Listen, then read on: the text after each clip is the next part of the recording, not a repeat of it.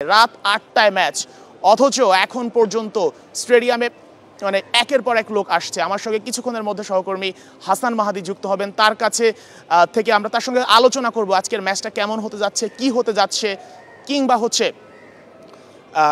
কারা আসবে, সব কিছু নিয়ে আলোচনা করব হাসান মাহাদির সঙ্গে। মাহাদি, স্টার প্লেতে স্বাগত জানাচ্ছি আপনাকে। তো ম্যাচ আসলে মেগা ম্যাচ বাংলাদেশের জন্য, নিশ্চয়ই উত্তেজনা কাজ করছে দর্শকদের মাঝে। আমরা আসছিলাম চারিদিকে যে উত্তেজনা, এবং স্টার প্লের মাধ্যমে আমাদের অন্য সহকর্মীরা আসলে দেখাচ্ছিলেন। আবহটা কেমন যদি বলেন? এটা একটা ডিফারেন্ট অ্যাম্বিয়েন্স। বাংলাদেশ ফুটবলে এই অ্যাম্বিয়েন্স আশিক আমাদের জেনারেশন কখনো এই অ্যাম্বিয়েন্স পাই নাই, যেটা লাস্ট এএফসি এশিয়ান কাপ কোয়ালিফায়ারে সিঙ্গাপুরের বিপক্ষের ম্যাচে আমরা দেখেছি। হামজা সৌমিত্রা যখন বাংলাদেশ দলে এসছে, ফাহমিদুল জায়ানের কথা আপনি বলেছেন, নন রেসিডেন্স বাংলাদেশি ফুটবলাররা আসার পর থেকে বাংলাদেশ দলের আবহটাই বদলে গেছে। আপনি উত্তেজনা দেখেন, এই উত্তেজনার পারদ প্রতি সেকেন্ডে উপরের দিকে যাচ্ছে। এই অ্যাম্বিয়েন্সটা যখন শোনা যায় স্টেডিয়াম থেকে, যখন দর্শকরা, ভক্তরা, সমর্থকরা যখন একই সাথে বাজ ক্রিয়েট করছে, সেটা মনে হচ্ছে গোটা এরিয়াটা, এই গুলিস্তান এরিয়াটা প্রকম্পিত হচ্ছে। একটা মানে এরকম অ্যাটমসফিয়ারের সাথে মাঠে দাঁড়িয়ে কথা বলতে পারাটাও একটা সৌভাগ্যের ব্যাপার। আমার কাছে মনে হয় যে এটা একটা দারুণ এক্সপিরিয়েন্স, মানে লাইফ টাইম এক্সপিরিয়েন্স আমরা পাচ্ছি। ওভারঅল আপনি যদি অ্যাম্বিয়েন্স দেখেন, মাঠের প্রত্যেকটা গেইটে এত বেশি সমর্থকরা বা যারা খেলা দেখতে এসছেন তাদের ভিড়, যে আইন শৃঙ্খলা রক্ষাকারী বাহিনী ঠিক হিমশিম খাচ্ছে। সিঙ্গাপুরের বিপক্ষে ম্যাচে কিন্তু একটা অনাকাঙ্ক্ষিত ঘটনাও ঘটেছিল, গেট ভেঙে ভেতরে ঢুকে পড়েছিলেন সমর্থকরা। সুতরাং এই ধরনের অনাকাঙ্ক্ষিত পরিস্থিতি যেন আর তৈরি না হয়, যে কারণে গেটে এবার পর্যাপ্ত পরিমাণে নিরাপত্তার ব্যবস্থা রাখা হয়েছে। আইন শৃঙ্খলা রক্ষার দায়িত্বে যারা আছেন তারা বেশ কড়া নজর রাখছেন, সতর্ক অবস্থায় আছেন। তো গতবারও আপনি মাঠে ছিলেন যখন হচ্ছে সিঙ্গাপুরের সঙ্গে ম্যাচ ছিল, তো ওই দিনের সাথে ঠিক এই টাইমে এখন যদি বলি রাত ৮টায় খেলা, বেশ লম্বা একটা সময়ের গ্যাপ আছে, ঠিক এতটুক সময় আগে আসলে কি দর্শকের আবহটা এমন ছিল নাকি একটু কম বেশি ছিল? আমার কাছে মনে হয়েছে আশিক, আজকের তুলনায় সিঙ্গাপুরের বিপক্ষে ম্যাচে আমরা আরেকটু বেশি মনে হয় যে লোক সমাগম দেখেছিলাম, কারণ ৩টায় তো গেট ওপেন হয়, ৮টায় খেলা। কারণ ম্যাচ শুরুর আগে কিছুটা একটা কালচারাল ছোট প্রোগ্রামের আয়োজন রাখা হয়েছে। সো আমার কাছে মনে হয় যে দর্শকরা তো সেই প্রোগ্রামটা দেখতে আসে বা এসছেন। আজকেও আমরা মানে সিঙ্গাপুর ম্যাচের সাথে একটু যদি আমি আলাদা করতে চাই তাহলে বলবো যে হ্যাঁ, সিঙ্গাপুর ম্যাচের হাইপটা একটু উপরের দিকে ছিল। সিঙ্গাপুরের বিপক্ষে সেই ম্যাচটা বাংলাদেশ দল ২-১ গোলে হেরেছিল। আমার কাছে মনে হয় সেই ম্যাচ যদি বাংলাদেশ দল জিততো, তাহলে আজকে আমরা তো ৩টা থেকে গেট ওপেন হয়েছে, আমরা ২টা থেকেই জনসমাগম দেখেছি, দর্শকরা এসছেন। আমার কাছে মনে হয় সেটা সকাল মানে দুপুর 12টা থেকে শুরু হয়ে যেত সেই উত্তেজনা। তারপরেও আপনি একদম শুরুতে যখন ইন্ট্রোতে কথা বলছিলেন, আমি দেখলাম আপনি বলছেন যে এটা বাংলাদেশের জন্য মহা গুরুত্বপূর্ণ ম্যাচ। এই এশিয়ান কাপ কোয়ালিফায়ারে বাংলাদেশ দল যদি ফিজিক্যালি মানে কাগজে কলমের বাইরে লিটারেলি টিকে থাকতে চায়, তাহলে আজকে ম্যাচে হংকং চায়নাকে বাংলাদেশের হারাতেই হবে। হংকং চায়না ফিফা র্যাঙ্কিংয়ে বাংলাদেশের চেয়ে 38 ধাপ এগিয়ে। হ্যাঁ, এশিয়ান ফুটবল ফেটার্নিটিতে হংকং চায়না হয়তোবা তেমন বড় কোনো দল এই মুহূর্তে না, কিন্তু 60-এর দশকে এই দলটাই কিন্তু এশিয়ান কাপে 3 নাম্বার 4 নাম্বার হয়েছিল। আবার 53 বছর পরে 2023 সালে এশিয়ান কাপে এই দলটা ব্যাক করেছে মূল পর্বে। এবার তারা দ্বিতীয়বারের মতো সেই ট্রাইটা করছে। অলরেডি পয়েন্ট টেবিলে তারা 1 নাম্বার দল, অলরেডি তাদের 4 পয়েন্ট হয়েছে। 2টা ম্যাচ খেলেছে তারা, একটাতে জিতেছে, একটাতে ড্র করেছে, 4 পয়েন্ট। সিঙ্গাপুর আরেকটা দল যারা বাংলাদেশকে হারিয়েছিল তাদেরও 4 পয়েন্ট। বাংলাদেশ এবং ইন্ডিয়া, যে 2টা দল আজকে খেলছে, ইন্ডিয়া খেলছে সিঙ্গাপুরের বিপক্ষে খেলবে এবং বাংলাদেশ খেলবে হচ্ছে হংকংয়ের বিপক্ষে। এই 2টা দলের পয়েন্ট সমান, কারণ 2 ম্যাচে একটা হেরেছে, একটা ড্র করেছে। বাংলাদেশ ইন্ডিয়া নিজেদের সেই ম্যাচটাকে ড্র করেছিল, মানে আই থিঙ্ক শিলংয়ে খেলাটা হয়েছিল, গোলনীল ড্র হয়েছিল সেই ম্যাচ। শিলং ম্যাচে আসলে নিয়ে অনেক কথা, শিলং ম্যাচ নিয়ে যখন আলোচনা হয় তখন আলোচনাটা সবচেয়ে চলে আসে হামজা চৌধুরীকে নিয়ে, যারা হামজার যে রোলটা আমরা শিলং ম্যাচে দেখেছিলাম, সিঙ্গাপুর ম্যাচে হাফিয়ার কাবরেরা আসলে ওইভাবে ব্যবহার করতে পারেননি, তাকে উপরে উঠতে দেননি, একটু নিচের দিকে রেখেছিলেন, বক্স টু বক্স রোলটা আসলে দেওয়া হয়নি। তো আজকের ম্যাচে কি মনে হচ্ছে হামজাকে কি প্রপারভাবে ইউজ করতে পারবেন কোচ হাফিয়ার কাবরেরা? এবং একই সঙ্গে আরও একটা প্রশ্ন রাখতে চাই, সেটা হচ্ছে এখন পর্যন্ত আমরা নিশ্চিত নয় সমিত সোম একাদশে থাকবেন কি থাকবেন না, তো এই জায়গাটা আসলে কতটুকু সাসপেন্স ক্রিয়েট করছে?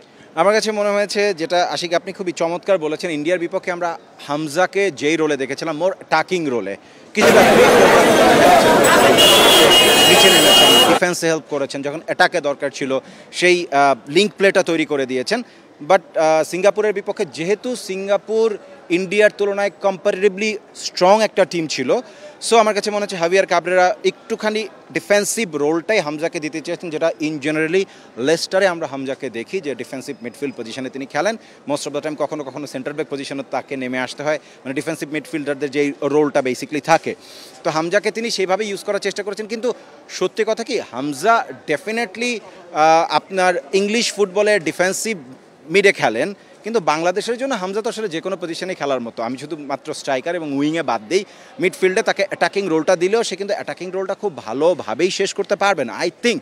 সো আমার কাছে সব কিছু মিলিয়ে মনে হয় যে এই ম্যাচে হাভিয়ার কাবরেরার ফুটবল ফিলসফি, তার ট্যাকটিক্স এবং টেকনিক নিয়ে প্রচুর সমালোচনা হচ্ছে, সামনে হয়তো হবে, আমি জানি না। এই ম্যাচে আসলে হামজাকে তিনি কিভাবে খেলাতে চান। আমার কাছে মনে হয় হামজাকে যদি একটুখানি ওপেন রাখা যায়, হামজাকে একটুখানি সেই স্বাধীনতা দিয়ে মাঠে খেলানো যায়, সেটা বাংলাদেশের জন্য বেটার হবে। সমিত সোমের কথা বলছিলাম। সমিত সোমকে নিয়ে কাবরেরা বলছিলেন যে সে আসলে ক্লান্ত, লম্বা জার্নি করে এসেছে, হালকা ইনজুরি ছিল, যদিও বিমানবন্দরে আমাদেরকে জানিয়েছিলেন সোম যে তিনি আসলে এখন ঠিক হয়ে গেছেন, কোনো সমস্যা নেই। তো আসলে সমিত সোম যদি টায়ার্ড থাকেন, কিংবা গতকালকে কিন্তু ট্রেনিংও করেছেন দলের সাথে, তো সমিত সোমকে কি একাদশে না রাখা কি বোকামি হবে কিনা? আপনার কাছে কি মনে হয় প্রথম ম্যাচ দেখে যদি বিচার করেন? আমার কাছে মনে হচ্ছে সমিত সোম ডেফিনেটলি বড় প্লেয়ার, এবং তিনি কানাডা থেকে লম্বা জার্নি করে এসেছেন। আই থিঙ্ক একটা জেট ল্যাগ থাকার কথা আছে, তার উপরে দলের সাথে আসলে সেইভাবে প্র্যাকটিস করার সুযোগটাও পান নাই, আগের প্র্যাকটিস সেশনগুলো তিনি মিস করেছেন। সব কিছু মিলে আমার কাছে মনে হয় যে সমিত সোমকে আমি স্টার্টিং 11-এ দেখবো কিনা সেটা নিয়ে, যেমন কাবরেরাও কিন্তু বিষয়টা জানিয়েছেন, মেবি স্টার্টিং 11-এ হয়তো কাবরেরা যেভাবে বলেছেন তাতে আমার কাছে মনে হচ্ছে স্টার্টিং 11-এ হয়তো দেখা যাবে না, বাট আই থিঙ্ক চেঞ্জে সমিত সোমকে আমরা দেখব। এবং ডেফিনেটলি তিনি এসছেন, তিনি বড় প্লেয়ার, তিনি বাংলাদেশ দলে 14 তারিখের ম্যাচের জন্য তো তাকে ফিট রাখতে হবে। এক্স্যাক্টলি 14 তারিখে বাংলাদেশ দল যাবে হংকংয়ে। এটা তো হোম ম্যাচ, হোম ক্রাউড, 20,000 দর্শক এখানে, 19,000 গ্যালারিতে, এবং আপনার প্রেস বক্সে, আমি যদি বলি যে প্রেসিডেন্সিয়াল বক্স বা ভিআইপি বক্সগুলোতে আরও 1,000, 20,000। এই টিকিট তো শেষ হয়ে গিয়েছিল কয়েক ঘন্টার মধ্যেই। আবার হংকংয়েও শুনেছি যে তাদের 50,000 দর্শক ধারণ ক্ষমতা সম্পন্ন স্টেডিয়ামে তাদেরও সব টিকিট সোল্ড আউট। সো এই ম্যাচের একটা আলাদা উত্তেজনা আছে। হংকং যেভাবে এই ম্যাচটাকে সিরিয়াসলি নিয়েছে, বাংলাদেশের জন্য তো একদমই বাঁচা মরার লড়াই। সো আমার কাছে মনে হয় এই ম্যাচটাতে বাঁচা মরার লড়াইটা বাংলাদেশ দল ডেফিনেটলি নিজের হোম ক্রাউডের সামনে, যেভাবে আসলে গোটা মাঠে হোম ক্রাউড বা বাংলাদেশি সাপোর্টাররা দলকে সমর্থন জানাতে থাকবে, সেটা বাংলাদেশ দলের জন্য একটা বাড়তি অনুপ্রেরণা হবে। এবং এই অনুপ্রেরণা কাজে লাগিয়ে বাংলাদেশ যদি অন্ততপক্ষে হংকংয়ের সাথে ম্যাচটা জিততে পারলে খুব ভালো। আমি এখনও বলছি আশিক, আমি খুব বেশি বড় আশা করতে চাই না, আমাকে বাস্তবতার জমিনে পাটা রাখতে হবে। আমি বাস্তবতার জমিনে পা রেখে যদি বলি, হ্যাঁ, হংকংকে হারিয়ে দেওয়াটা খুব সহজ কাজ বাংলাদেশের জন্য না। এবং আপনি যদি একটু হংকং স্কোয়াডটাকে দেখেন, আমাদের সহকর্মী সবুজ স্টার প্লেতে গতকালকে একটা দারুণ কন্টেন্ট দিয়েছে এই হংকং দলটা নিয়ে। আমরা জানি যে এই দলটাতে 12 জন ফুটবলার, 1 ডজন, যারা কিনা হংকংয়ে জন্মায় নাই, এবং 5 জন হচ্ছে ব্রাজিলিয়ান, যারা আসলে ব্রাজিলের, মানে আমাদের যেমন হামজা সমিত্রা খেলতে এসছেন, ওদের এরকম প্লেয়ার আছেন। তাদের মধ্যে এদুয়ার্দো দুদু আছেন, এভারটন আছেন, পেরেরা আছেন, জুনিনিও আছেন, তাদের সবার নাম ব্রাজিলিয়ান। এবং ফ্রান্সে খেলেন, ইউক্রেইনে খেলেন, নিউজিল্যান্ডের বংশোদ্ভূত আছে, নিউজিল্যান্ডের নাগরিকত্ব পাওয়া প্লেয়ার আছে, এবং বাকিরা অনেকেই আবার চীনের টপ ডিভিশনে খেলে থাকে। এক্স্যাক্টলি, চীনের টপ ডিভিশনে খেলে থাকেন। আমরা জানি এশিয়ান ফুটবল কালচারে চায়না ডেফিনেটলি বেশ ভালো অবস্থায় আছে। হংকং চায়না সেই জায়গা থেকে নিজেদেরকে আবারও এশিয়ান ফুটবল সার্কিটে একটা পরাশক্তি হিসেবে প্রমাণ করার চেষ্টা তারা করবে। সো আমার কাছে মনে হয়েছে যে এই দলটার বিপক্ষে বাংলাদেশের জন্য ম্যাচটা একদমই সহজ হবে না, যদিও হোম ক্রাউড আছে। আমার কাছে মনে হয় যে অন্ততপক্ষে হংকংয়ের কাছ থেকে বাংলাদেশ যদি একটা পয়েন্টও রাখতে পারে, সেটাও আমি বলবো যে বাংলাদেশ ফুটবল দলের জন্য একটা বড় অ্যাচিভমেন্ট। আমরা স্টার প্লের মাধ্যমে বাংলাদেশের সবার আগে জানিয়ে দিয়েছি যে কোন 23 জনের জন্য আসলে 28 জনের মধ্যে থেকে কোন 5 জন বাদ পড়েছেন। সেখানে আলামিনের নাম আছে। স্ট্রাইকার আলামিন খেলতে পারবেন না, ইনজুরির কারণে ফিট নন তিনি। তো সেই জায়গা থেকে কি আমরা কি রাকিবকে আবারও কি সেই সেন্টার ফরওয়ার্ড পজিশনে দেখবো কিনা, যদিও রাকিব রাইট উইঙ্গার মূলত? এটা নিয়ে ওই সিঙ্গাপুর ম্যাচেও আমার কাছে মনে হয় আমি খুবই মানে সবিস্তার সমালোচনা করেছিলাম যে রাকিব বেসিক্যালি একজন রাইট উইঙ্গার, তিনি out and out striker non. Number 9 একটা ডিফারেন্ট পজিশন, একদম স্পেশালাইজড একটা সেকশন। সেই প্লেয়ারকে তার পজিশন সেন্স, তার অ্যান্টিসিপেশন, তার গোল স্কোরিং ক্যাপাবিলিটি, অনেকগুলো বিষয় দেখা লাগে। সো রাকিব কখনোই আমার কাছে আউট অ্যান্ড আউট নাম্বার 9 তো ছিলেন না, তিনি মেকশিফট নাম্বার 9। আপনি কোনো বড় দলের বিপক্ষে মেকশিফট প্লেয়ার দিয়ে সেটা করতে পারবেন না। আপনি যদি সেই পুরনো বার্সেলোনা হন যে ফলস 9 খেলাবেন, পেপ গার্দিওলার ট্যাকটিক্স ডেফিনেটলি হাবিয়ার কাবরেরার হাতে নাই। সো সেই কথাটা যদি আমি ওই লাক্সারি নিতে চাই, সেই লাক্সারি আমার বাংলাদেশ দলে নাই, সেটা বাংলাদেশ দল নিতেও পারবে না। যেই কারণে নাম্বার 9-এর সংকটটা বাংলাদেশের কোনো দিনই মানে এই দুঃখ আলটিমেট গোল স্কোরার নাই। আপনি দেখেন বাংলাদেশের নারী ফুটবল দল তারা কিন্তু এশিয়ান কাপ নিশ্চিত করেছে। মার্চে অস্ট্রেলিয়াতে বাংলাদেশ নারী ফুটবল দল এশিয়ান কাপ খেলবে, অথচ বাংলাদেশ ফুটবল দল 1980 সালে সবশেষ একবারই খেলেছে এশিয়ান কাপ মূল পর্বে, এবং 45 বছরের অপেক্ষা এখনও বাংলাদেশে আছে। নারীরা কিন্তু কাজটা অল্প দিনের মধ্যে করে ফেলেছে, পুরুষ দল সেটা পারে নাই। সো আমার কাছে মনে হয় যে বাংলাদেশ পুরুষ দল সেই জিনিসটা মাথায় রাখবে। আমাদের মেয়েরা যেভাবে ফুটবলটাকে গ্লোবালি ওপরের দিকে নিয়ে গেছে, সেই কাজটা পুরুষ দল এটা মাথায় রেখেই হয়তো মাঠে নামবে, নামলে হয়তো একটা বেটার কিছু হতে পারে। আমি আরেকটা পজিশন নিয়ে আসলে কথা বলতে চাই। আমরা সাদউদ্দিন আছেন এবং রহমত মিয়া আছেন, যারা মূলত রাইট ব্যাক লেফট ব্যাক দুই পজিশনেই খেলে থাকে, এবং একই সঙ্গে সাদউদ্দিনকে আমরা আবহাওয়া নিতে থাকতে আমরা রাইট উইংয়েও খেলতে দেখেছি। সেখানে একজন আছেন আমাদের এখনও অভিষেক হয়নি, জায়ান আহমেদ, মতো naturalised left footed left back আমাদের একজন। এবং জায়ান যখন ভিয়েতনামে ক্যাম্প করে তখনই নিশ্চিত হয়ে গেছে যে, এবং ক্যাম্পে যারা দায়িত্ব ছিলেন তাদের সাথে কথা বলে জানতে পেরেছি, একদম সোজাসুজি স্টেটমেন্ট ছিল এমন যে জায়ানের মতো ফুটবলার বাংলাদেশ দলে নাই তার পজিশনে। তো সেইখানে কি হাভিয়ার কাবরেরার প্রিয় ছাত্র আমাদের তাজউদ্দিন কিংবা সাদউদ্দিনকে বাদ দিয়ে কি কাবরেরা সেখানে জায়ানকে শুরু করানোর রিস্কটা নেবেন কিনা? আমার কাছে মনে হয় যে আপনি এই ম্যাচে এই রিস্ক নিতেই পারেন, নেওয়া উচিত। আপনি জানেন প্রতিপক্ষ আপনার চেয়ে অনেক বেশি শক্তিশালী, আপনি কি খেলবেন? আপনি ডিফেন্সিভ ফরমেশনেই তো যাবেন। ডিফেন্সিভ ফরমেশনে গেলেও কি বড় দলকে আটকানো যায়? মানে আপনি তো একদম ইতালিয়ান ডিফেন্স জানেন না, ওই কাতানাসিও ডিফেন্সিভ ফুটবলটা আপনি খেলতে পারবেন না। সো আমরা ফুটবলে একটা জিনিস জানি, সেটা হচ্ছে attack is the best defence. যখন আপনার হারাবার কিছু নাই, যখন আপনার ডু অর ডাই ম্যাচ, যে ম্যাচটা আপনাকে জিততেই হবে, ওই ম্যাচে আপনি কেন খামোখা অপোনেন্টকে আটকানোর চেষ্টা করবেন? সো আপনাকে অল আউট যেতে হবে। জায়ান, আপনি যেটা বলেছেন যে যখন তাকে বাংলাদেশি ফুটবল পণ্ডিতরা বা এক্সপার্টরা যারা দেখেছেন সবাই বলেছেন যে লেফট ব্যাক পজিশনে লেফট ফুটের একদম আউট অ্যান্ড আউট একজন লেফট উইং ব্যাক। সো জায়ানকে খেলানোটা আমার কাছে মনে হয় যে বাংলাদেশের জন্য বেস্ট হবে। এবং ফাহমিদুল ওই পজিশন আসলে খেলেন।